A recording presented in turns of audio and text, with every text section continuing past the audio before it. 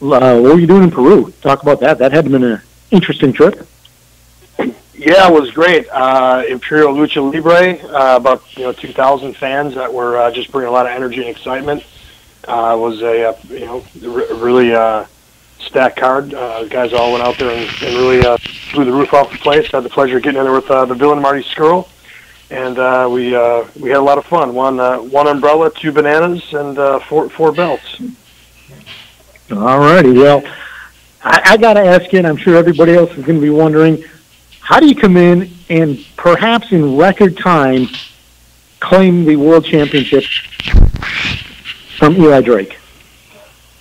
Honestly, I was probably as shocked as everybody else was. Again, I put a tweet out yesterday. Just sometimes one miscalculation, a combo of a couple of lethal moves, and the old dress shoes drop kick, caught him right in the old face, brainbuster, which has been one of my trusty finishers for almost all of my career, and there you have it. So I'm sure Eli's regretting his decision to make the match as he did, and I'm sure he'll want a rematch, and I'm more than happy to oblige. All righty. Well, we have a full house of media waiting to talk to you, Austin. So, media, we're going to open it up at this time. Again, it's *6 to get in queue for a question. Again, as always, I ask you to identify yourself, identify your media outlet, and please limit it to one question at a time so we can get as many questions to Austin as time permits. Q&A session has started. To ask your question, please press *6.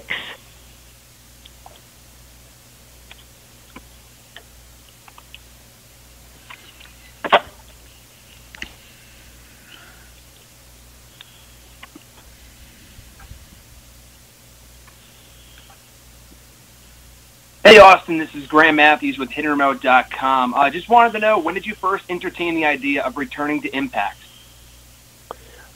We had some initial discussions shortly after, I was a free agent. Really before the new team was put into place, I had a conversation with Sanjay, and we were just kind of talking about some different things. And at the time, I wasn't really interested in coming in as talent. I was more interested possibly as coming in as part of the team to kind of help right the ship, if anything.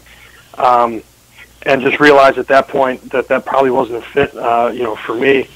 And then I think, it really wasn't until, I'm trying to remember when it was, maybe late December. I mean, when I talked now when they had the team in place, I got to kind of hear the philosophy of what they wanted to try to turn things around there. Had a good conversation with Scott D'Amore, and decided that maybe this was a place where I could come in and lend a hand and really help them start to rebuild Impact Wrestling back to some prominence.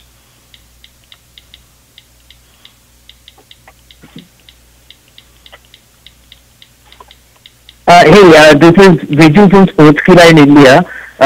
My question is, this time after your return, did you consciously decide to return as a heavyweight as compared to, say, an X-Division or a cruiserweight wrestler after your run in 205 Live? Thank you. I decided to return as a world-class wrestler, and that's why I've made sure that people understand this is the Impact World Championship. For me, weight divisions in wrestling is a little silly because we never adhere to them. We never use them, right? And there's also this perception that if you're less than a heavyweight, or if you're, not 206 pounds, somehow you can't be on top of the card, or you can't be considered main event talent, and it's just foolish. If you look at other sports such as MMA or boxing, guys like Floyd Mayweather, guys like Conor McGregor, never been heavyweights a day in their life, yet they've been some of the biggest draws there are in their respective sports. So I think it's important for wrestling to also follow suit, and you don't need to be a heavyweight to be world class. You don't need to be a heavyweight to be in the main event or to be the guy who draws money. And I'm hoping to change that perception.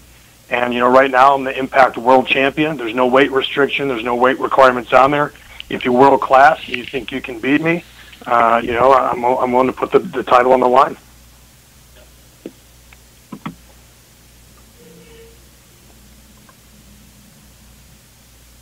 Hi, Austin. This is Marcus Green with Total Wrestling, man. First off, congratulations on your huge title win. The last time you were world champion, you talked about, a potential boom period coming, how you want to be the leader in that. Do you still feel the same way in light of where the company is now? Yeah, I felt, back in my first time I won the championship, there was a good buzz with the company. They obviously had some bigger, more world-renowned names with Hulk Hogan in the fold, Jeff Hardy, things of that sort. But I felt that, with things that had happened there kind of organically, that there was really a buzz with what was going on within the company that I thought, for whatever reason they failed to capitalize on. Fast forward now, the company's obviously in a much different situation, kind of a reboot, which this company's had a few of them, so people are skeptical, but what I hope people understand is that for me to come back to this company, and I've been there through different regime changes, and I've had my trials and tribulations, for me to come back here now should really be a signal that things are different. There's different thought processes, and there's different people at the helm, because I wouldn't be here otherwise.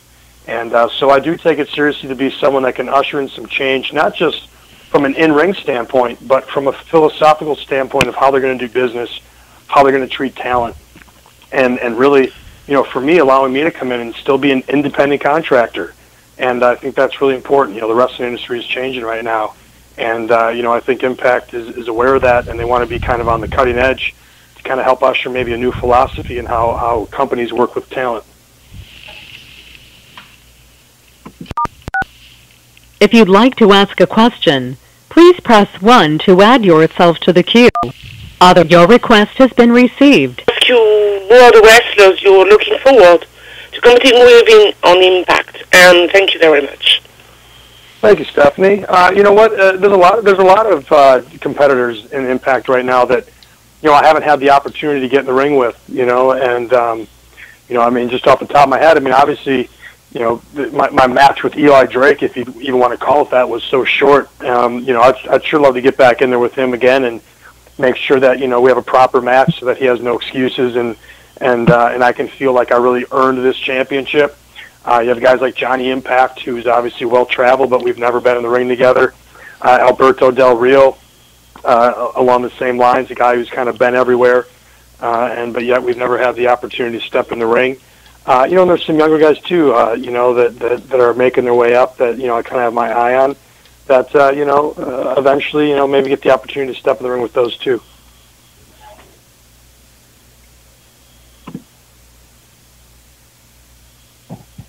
Hi, Austin. This is James from Wrestling Epicenter. It's a pleasure to talk to you, and welcome back, by the way. Thanks, James. My first question is going to be, you guys, yourself and several others departed, went to WWE there was a whole class, almost like a New Radicals kind of vibe. Now that you're backstage in Impact Wrestling, how has it changed, and can you feel that there is a new revival in the mix? Yeah, there's just a different energy. I think, and again, I think I touched on this earlier, I know that this company's been through some different changes over the years, but for me it was important that, some of the founding philosophies of how the company did business are no longer there. And that was important, that when I talked with Scott, when I talked with Don, talked with Sanjay, that, we're really in line with how they want to go about rebuilding this, and really changing philosophies on how the company has relationships with talent. You got to understand, this is a different day in wrestling. You don't need a professional wrestling company's platform to necessarily get yourself over. We all have our social mediums. We all have our social platforms, whether it's, with our Twitters, our Facebook, our YouTube channels. People can build their own brands outside of any one certain company. And also with companies, they don't necessarily need to have network television to get their product out there. I'm really fortunate now, right, to be working with a number of different companies who all have their own streaming service, or they put their stuff up on the YouTube channel so that their content's out there. And so I think really we're looking at this new age of professional wrestling where it can really be truly be a mutually beneficial relationship without all the restrictions and stuff that maybe we had in the old philosophy and the old mindset. So when I go there, I see that you have a bunch of guys who see this opportunity to use the Impact Wrestling brand to raise their platform, and vice versa. That Impact can use guys like myself to help raise and bring some notoriety to their company. So, I think, listen, there's a long road ahead. There's a lot of work to do, and nobody is delusional to that. But I think that the right guys have the right philosophy, and I feel that when you're back there, you see a lot of hungry guys who maybe haven't had an opportunity to step on a national stage, an international stage, and everyone's going out there and trying to kind of make their mark. So, at this last set of TV tapings, there was definitely, I felt, again, while there's going to be growing pains, there was definitely a positive energy and a lot of excitement about what's going on and what the future holds.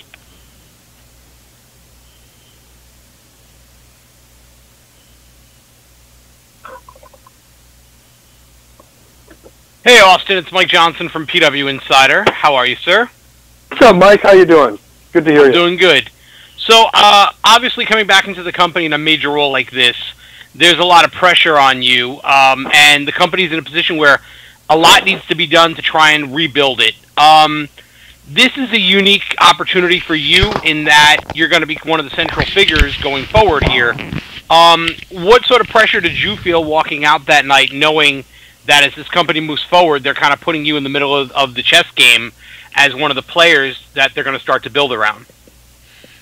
It's a good point. I don't know that I felt pressure so much. I think if anything, it continued to motivate me, and reinvigorate me, coming off of where I was, where I didn't really have a lot of the creative freedoms. I didn't have a lot of the input. I didn't really get to be myself.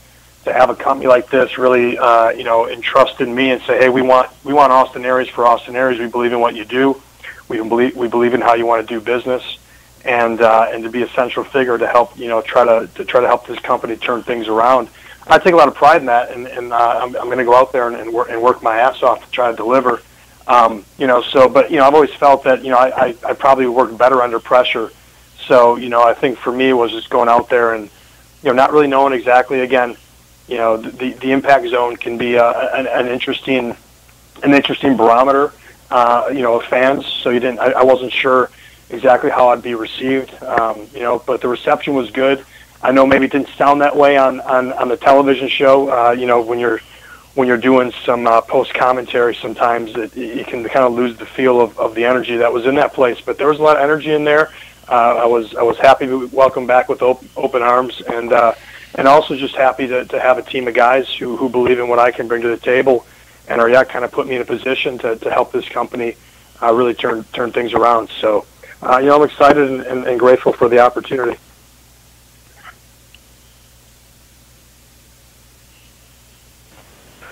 Hello, Austin. David Dunn from the New Zealand Pro Wrestling Informer.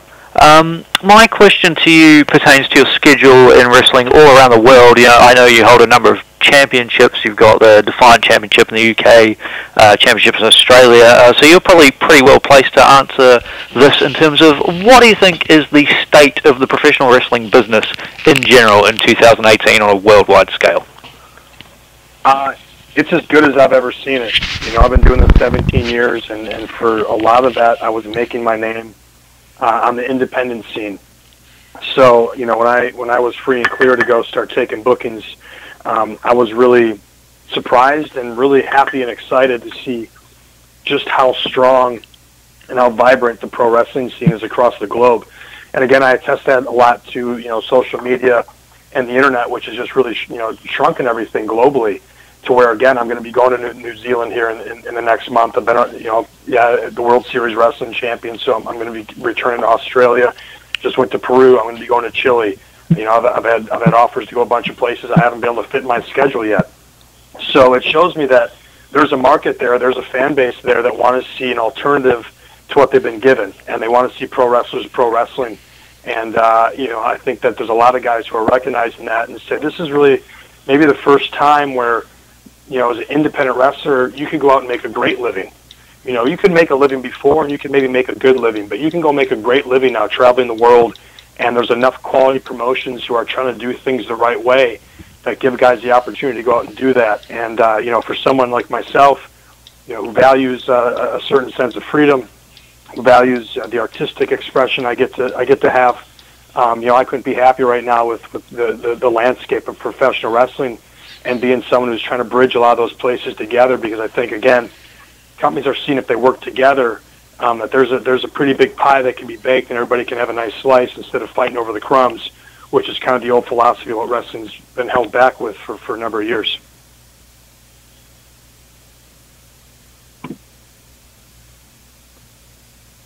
Austin, Jim Barcelone with MiamiHerald.com.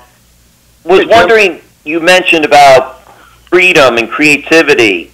I was wondering, what was your time like then in WWE, and what did you learn or take from your experiences there? It was a great experience, and I'll always be grateful for the opportunity. And obviously, coming on the other side of it's put me in a great position. Definitely raised my notoriety, and I did learn a lot of things there. But that's a very corporate structure, and with that comes a lot of layers, and they have a certain way they do things, and I'm certainly not going to argue with it because they're very successful in what they do. But just like anything else, I always use the analogy. McDonald's sold 1 billion hamburgers, and they're worldwide, and there's not a country you can go to on the globe where you don't see the imprint of McDonald's. But there's other places to eat food, and not everybody likes McDonald's, even though that they're the most popular and they're the biggest. Doesn't necessarily mean they're the best. And that comes down to personal preference. And so for me, going there was an opportunity to see how things are done at that scale with their philosophy, and I definitely learned from it. I definitely benefited from it. And if the situation was right, I'd entertain the opportunity to go back. But right now, I'm really enjoying my life right now with, having the freedoms to be able to go and do these things. And, it's funny because, this country especially, we talk about freedom, we talk about independence, which is like one of the big things that this country is founded on. And yet, somewhere along the way with professional wrestling, if you're an indie wrestler, it has this negative connotation, like you're not quite good enough, or you're not quite in the big leagues. But yet, I would think if you ask anybody who has a 9-to-5 job or is beholden to the man, if they could have more independence in their life, they would surely take it, and they'd probably give up a lot of things to have that. So, to have some independence, to be able to kind of make my own schedule, to, stay a couple of extra days in Peru and go hike Machu Picchu, to stay a few extra days in Australia and in New Zealand to actually enjoy the experience. Those things are important to me. And right now, the professional wrestling scene is providing that, and it's a great thing.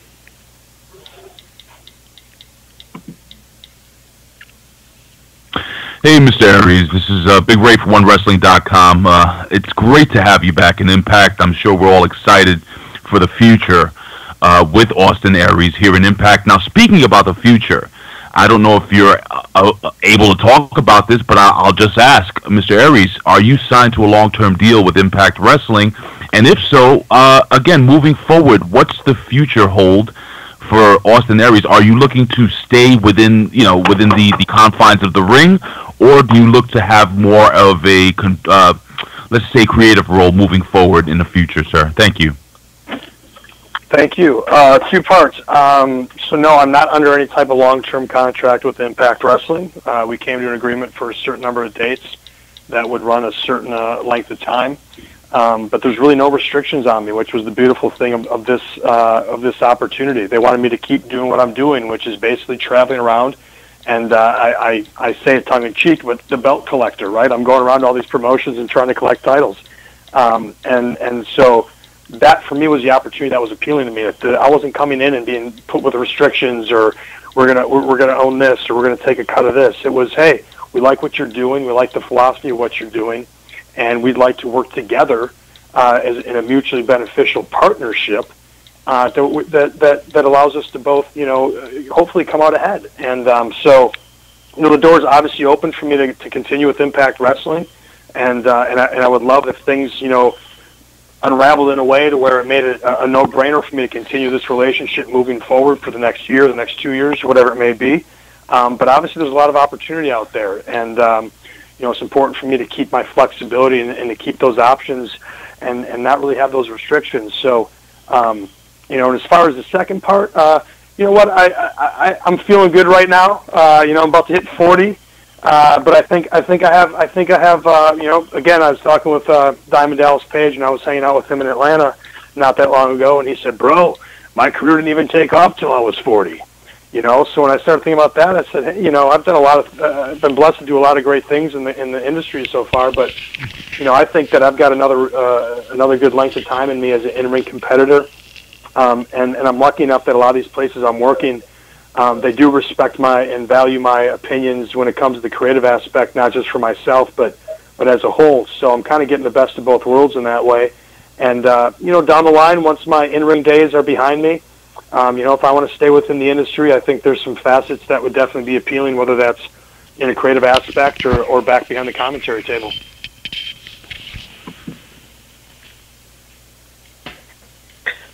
Hi, Austin. This is Rory from Team Venom Media. Firstly, congratulations on your title win. Thank you.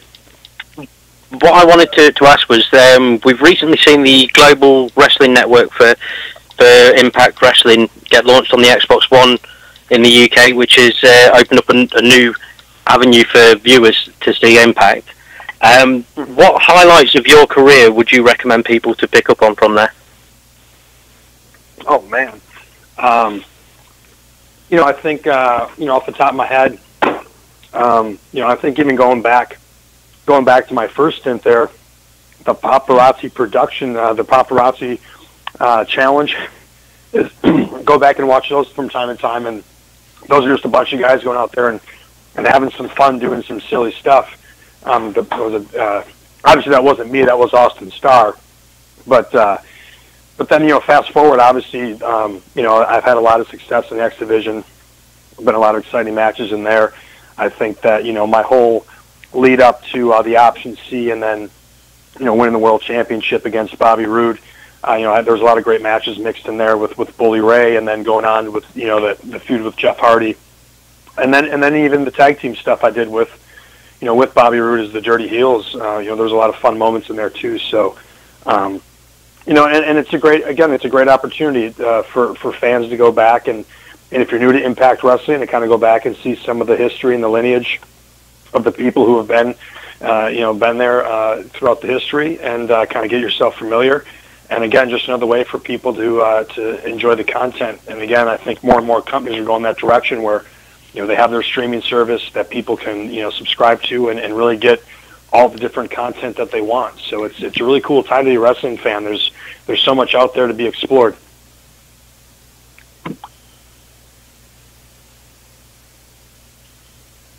Hi, Austin. This is Nick Hausman from WrestleZone.com. Thank you so much for taking the time to chat today. Thanks, Nick. Thanks for hanging out with us. My question is, obviously you've been out now on the road all over the world, Peru, Australia. You've obviously worked with a lot of great talent. Is there anyone out there right now that you are saying to Impact Management, we need to go after this individual? I think I could have a great match with them, and I think they'd be good for our locker room. Interesting question. Well, you know what? And this, I guess, falls in line of talent. My friend Johnny LaQuasto, who I met back in Championship Wrestling from Hollywood a number of years ago, is a really funny comedian, but he's also a really good commentator and announcer. And I know that, as they were trying to, maybe think about bringing some guys in that role, that's definitely a name I put out there. Some of the guys that I've mixed it up, like a guy like Marty Scurll, have some contractual obligations.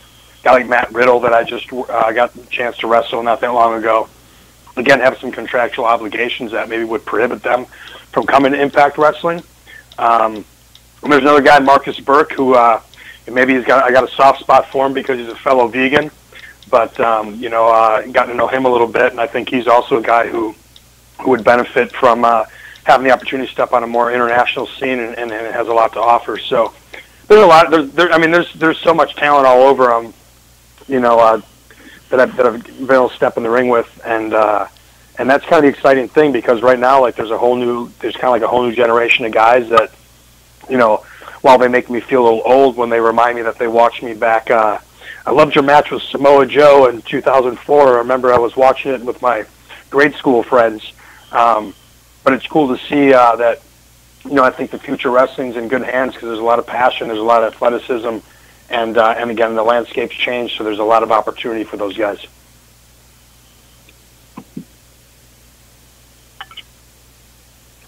Ryan Bowman from thegorillaposition.com.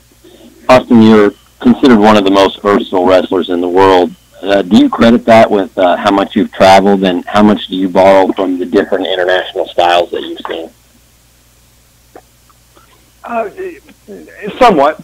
I think also, when I broke in, it was really important for me because I wasn't the biggest guy. I never saw myself as a small guy, but I realized I wasn't the biggest guy. But I never wanted to be pigeonholed. He's just a cruiserweight. I wanted to pride myself on being somebody that really you can put anywhere on the card and ask me to do anything, whether you want to have a comedy match, a tag team match, or you need a main event feel, that I can go out there and do that. And I think that's been something that's helped me be successful because, when you can have that versatility, there's always a spot for you, or there should always be a spot for you somewhere on the card. There's never a reason that people shouldn't be able to find something for you creatively when you can have that type of versatility. So, I think that's something that I always try to, when I'm doing seminars and things like that, I always try to tell a lot of the younger guys is the more multifaceted you can be, not just in styles of wrestling, but also understanding that there's different ways to entertain the audience every night, and it's not always with the 5-star match. Some nights that's not what your job is, and again, you can't necessarily have a card that's just all 5-star matches. You need to have variety, and you need to give the audience a bit of different things. So, it's something I've always kind of prided myself on, and I think it's definitely lended itself well to me over the years. You may now ask your question. Yes, this is Hannibal from the HannibalTV.com. There were some reports that prior to your departure with WWE, there were some backstage issues with the writing staff. Is there any truth to that? Some reports, huh, Hannibal? There was no name source to those reports. Well, here's an interesting thing with that.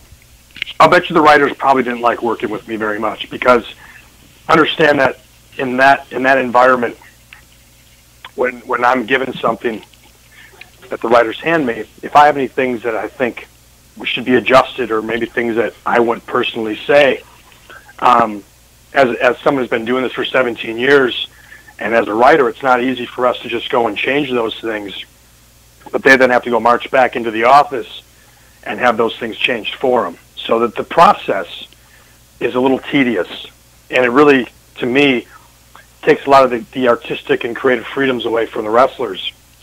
I don't know any writer that would know my voice better than myself. I've been doing this a long time.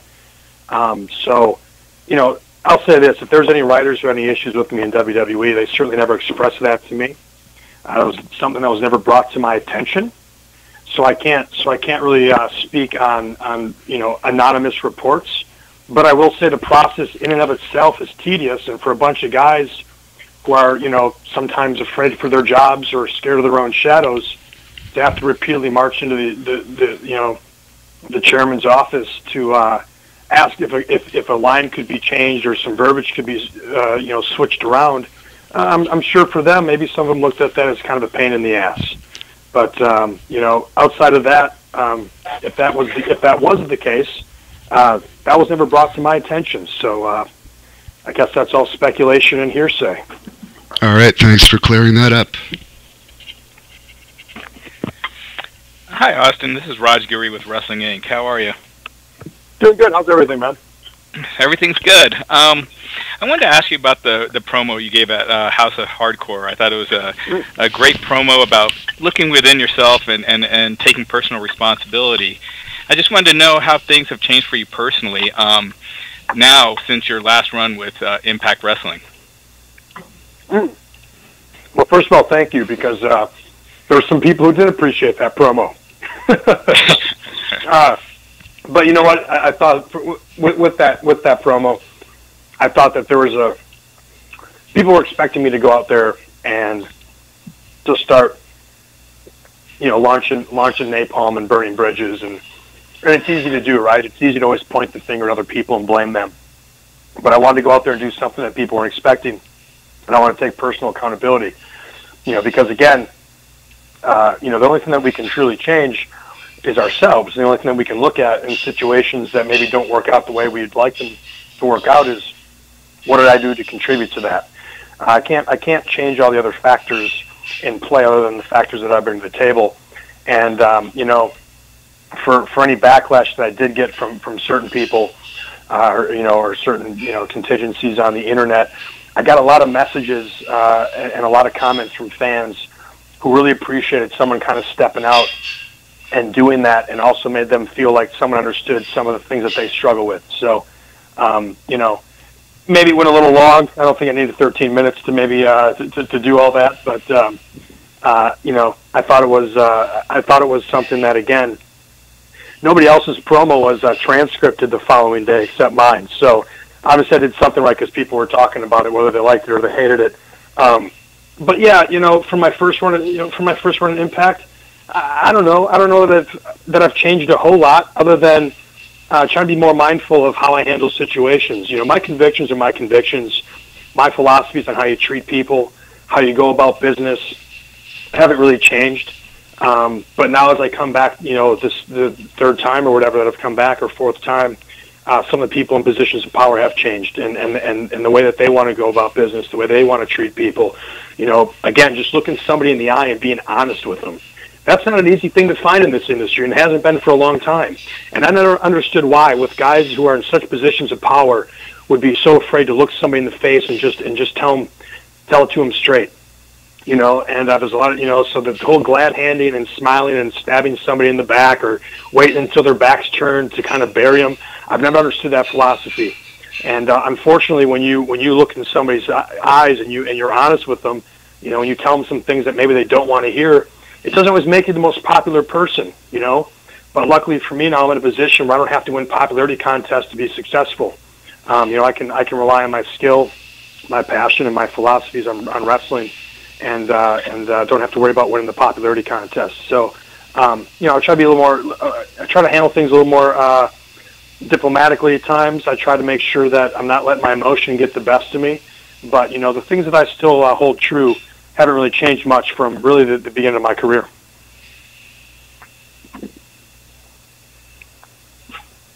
Hey, Vijay from Sportskeeda again.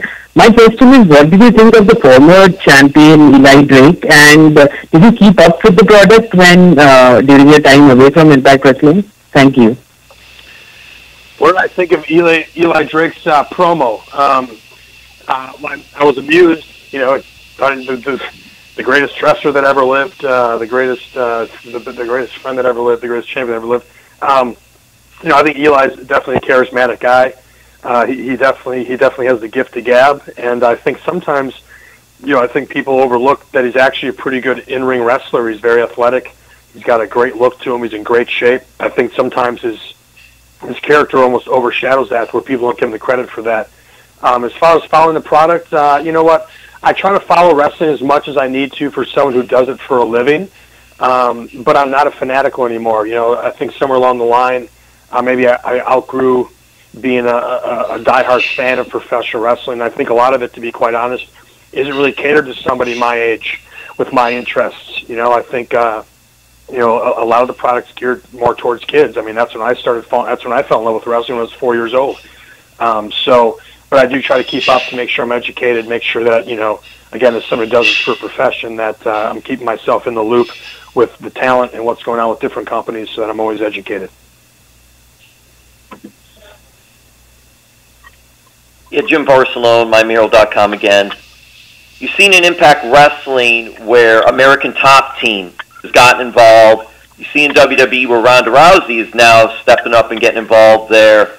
What are your thoughts when someone that's not per se in wrestling at the time is coming into the company and being put in the specific spots like that? Your thoughts on that area of the business? Listen, you can go back, and Jesse Ventura said it, that back when he went to go do Predator, that, the best way to make it big in the wrestling industry is go make it big in any other industry. And it's always been that way. Do I necessarily agree with that? Yes and no. Again, this is about maybe bringing notoriety and bringing more mainstream to your product. Then it would make sense to go out and bring some of these people into the fold. But I think there has always been this handicap where, certain companies treat people who don't like wrestling a lot better than they treat the people who do like wrestling. Because again, if they tell someone who has passion for wrestling, "Nah, we're not interested in you. Nah, we don't have anything for you," they know that person will still be there 2, 3, 4 years down the road because this is what they love to do. If they tell that football player, their ex-football player, that they're not interested in them, that guy might disappear and they may never see him again. So they'll give that guy the contract. You know, but the other guy, they know, will keep grinding and he'll be there if and when they decide they want him. So, you know, I think sometimes for a lot of, you know, men and women, there's been this idea that, and this, you know, I've heard it from different people over the years where it's you almost get it used against you because you love wrestling so much, because they know that they can kind of kick sand in your face and you'll take it because this is what you love to do. But if you go do that to some swimsuit model, she'll go find another career. So I think that there's a balance there. I think that you need to invest in the right people, you know, within the company. And I think that there's been some missteps over the years by all the companies to where they invest in the wrong people while not giving the credit to the people who have been there to help build that place. And what that does sometimes is create a bit of a negative environment in the back where people don't feel like they're being rewarded for loving the industry, respecting the industry, and working hard in the industry. When they see people who don't have those things, just immediately leapfrog them and be treated completely differently. Hey, Mr. Aries, it's Big Ray from OneWrestling.com again. Last week we had on... What's up, man? Last week we had on Braxton Sutter and Allie, and that was a really fun interview. And, you know, Allie's a big proponent of being a vegan, and you yourself, from what we know, you're quite the vegan, and you're in phenomenal shape. I just wanted to know, you know, just for fun, give us some great maybe health tips regarding being a vegan, and what are some of your favorite meals moving forward, and just tell us about that vegan lifestyle. Well, you know, I think, and even if you're not vegan, if you don't want to go, because again, I like using the term plant-based diet because I feel like vegan's kind of an all or nothing proposition, right? You're either vegan or you're not. But everybody can eat more of a plant-based diet. You know, there's no excuses to not do that. I think the biggest thing for me is just food education. I think people are so unaware of how bad most of the things are that are made the easiest and most readily available to them. You know, and realize that animal products are almost in everything we consume. You know, I asked some people who say to me, you know, veganism is so extreme. You know, you never eat any dairy, you never eat any eggs, you never eat any meat. Like, that's so extreme. And I counter that with asking them when's the last meal they had that didn't have one of those things in it. And a lot of times they can't remember the last time they had a meal that didn't have meat, dairy, or eggs attached to it. So we're kind of indoctrinated in this different mindset that every meal has to have some type of animal product in it. And really, when you start following the money, you realize that's just a philosophy that's been taught to us by big corporations who control all these things. And when you look at all the diseases and the ailments and obesity and diabetes and cancer and all these things we can't seem to find the cure for, we don't want to talk about food. And there's a lot of money being spent to not talk about food. There's a lot of money being spent, so again, now we can't even go and film to see what's happening inside these slaughterhouses, how these animals are being raised and treated and killed. And they're spending, you know, again, huge amounts of money to keep it secret. When companies spend a lot of money to keep things secret, you should question why that is. So again, as a consumer, we have the ultimate responsibility. We have the ultimate vote with our checkbook of what we will and will not find acceptable to put in our bodies. And I think as you're seeing now, the trend is really picking up, and there's more and more athletes and entertainers like Allie, like myself, football players, basketball players that are starting to adopt more of a plant-based diet or 100% plant-based diet. And the corporations are now taking notice because, again, the milk industry is taking a huge hit financially. The egg industry is taking a huge hit financially. And now they're scrambling to figure out how they can still get their piece of the pie. And that's why they're buying up some of these more plant-based companies, because that's where the trend's going. Because, again, I don't need to like preach anybody to go vegan. I don't push anybody to go vegan. I do challenge them to open up their mindset and to try it, because again, I feel like when they see the results, when they start feeling better, when they start losing weight, when they start getting off their pharmaceuticals, that's enough for them to keep going that way. So again, we have a healthcare system that doesn't want healthy people; they want sick people, because healthy people, once somebody's healthy and you don't need your pharmaceuticals anymore, they lost the customer. So you have a food system that keeps people sick, which then sends them over to their healthcare system, which just treats you with different pharmaceuticals. So again, the onus is on the consumer to educate themselves. And again, the more of a plant-based diet you eat, really the better you're going to feel, the better it is for the animals, and the better it is for the environment.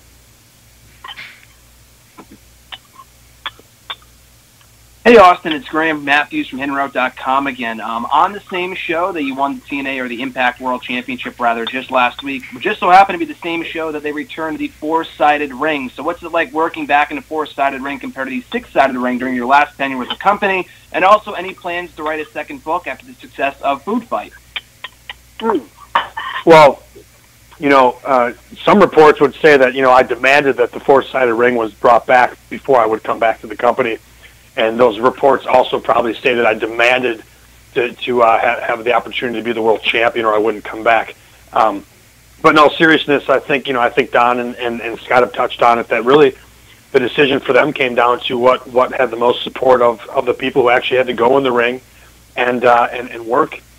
And I think universally, if you talk to most of the talent, the four-sided ring is where it's at.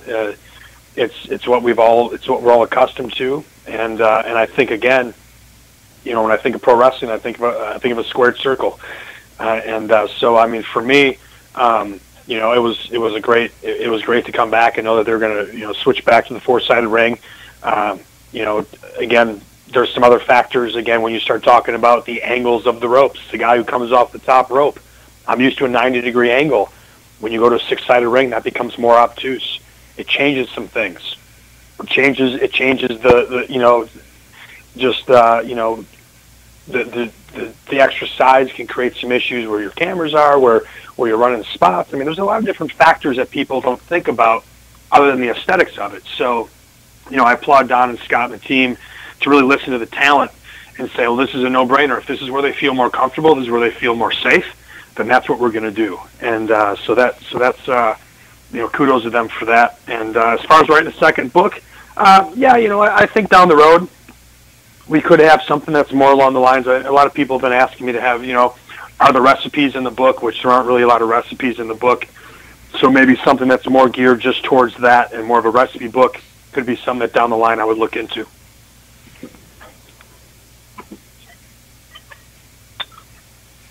Hi, Austin. This is Raj Giri with WrestlingInc.com again. I just wanted to get your thoughts on the current status of the X Division, given all the success you've had there, and where you can kind of see that evolving and going. Yeah, it's a good question, and I've always been a little torn on the X Division. Obviously, I was very prominent in the X Division. I owe a lot of my later success through what I was able to do with the X Division. Obviously, the Option C idea. But for me, I've always struggled with what is the X Division? What's the definition of it? And I think that a lot of people have had that. I remember having that discussion with Eric Bischoff back when he was part of the team, and they wanted to kind of bring in a weight limit, which I understand, because what is the definition of X? The style of wrestling has changed so much. Well, who is an X Division anymore? You got guys like Keith Lee is 300 some pounds. Was he X Division? Samoa Joe back in the day, 280-pound Samoan. He's X Division. So for me, the struggle's always been is what is the X Division, and then the second part is if you're going to implement some type of weight restriction or weight limit. I think at one time I did like 215. Well, if that's the case, then you need to do it. Then anybody who's not 215 is in the X Division, and then all of a sudden you're looking, you're going, wow. Well, AJ Styles is in the X Division. Jeff Hardy's in the X Division. Now your top guys would be in the X Division. I think that, again, along the lines of with the 205 Live thing, there's some guys who aren't 205 pounds who are considered too big of stars to be put in 205 Live. Well, what does that say about what you think of the division? If you're going to use weight limits and weight restrictions, then use it. When's the last time anybody's seen a weigh-in in a pro wrestling show? Right? We haven't. So we have these weight restrictions, but we don't use them. Or in the case of the X Division, there's really no definition of what it is other than it's this stylistic type of wrestling, which maybe back in its inception made a lot of sense, but now fast forward 15 years later, that's the prominent style that most guys work. So for me, that's always been the struggle with the X Division is defining it and what it is. Is it just a secondary title? Are there weight limits? Are there not weight limits? So I think that's something that I'm sure Scott and Don and the team, Sanjay, Chris have talked about, and there's a lot of lineage, a lot of history at the X division, and obviously it's not something that you want to go away, but kind of figuring out exactly what it is in this current state, in this day and age, I think is important. Austin, I know your time is limited today. We got one more question for you. Is that okay? That works. This is Stephanie again for Steel Magazine. So I'm a French working for British media, and I can't help but ask you, how do you feel to wrestle in UK? The difference with the American audience? The experience of wrestling in England and the fans, of course. And thank you again. Thank you, Stephanie. I've always enjoyed going over to the UK. I think that, again, they have some of the most passionate wrestling fans in the world. I know that over the years, the UK has been a great market for Impact Wrestling. Some of the biggest shows of the year have taken place over there. I know it's something that's been talked about that the company would like to do again in the future, very near future, to get back over to the UK because, again, the fan base over there is so strong. And it's been cool for me to go over there and work with companies such as Defiant and IPW UK, and be somewhat of a bridge to help some of these companies start working together to do some things creatively that's interesting for the fans, and also something that helps both companies, in their business. So there's right now it's in the UK it's probably about as strong of a scene as I've seen it in quite some time as far as the talent level, the number of companies that are being successfully run and profitable. And it's a great thing, and you're seeing a lot more of the UK talent make their way over to the States and really make a name for themselves. Alrighty, Austin, I appreciate it very much. Thank you for everything. Very insightful media teleconference. The next few weeks certainly will be interesting, building up to Redemption on April 22nd. Give us a final thought. I appreciate everybody's time. I'm sure there's some good little snippets in there. Everybody can cut and paste and give some good shocking headlines tomorrow, and hopefully also there was some some good information beyond that too. So I appreciate everybody's time. I'm excited for not only the future of Impact Wrestling, but just professional wrestling as a whole. And I think there's a lot of people that would agree with me that wrestling's in a very unique time right now. And obviously the media plays a huge part in that. And for me, we can always sift through things and find the negatives. We can always nitpick things. But I think right now, especially with wrestling media, the more that we can accentuate the positives and really keep putting that energy out there, I think that's a plus for everybody. So, this day and age of where I can't turn the news on without seeing negativity. I've just tuned it out. So I encourage all the wrestling media in all your different facets, champion the things that you love as opposed to, shine the light on the things that you hate. And I'm going to try to do the same in my personal life and professional life as well.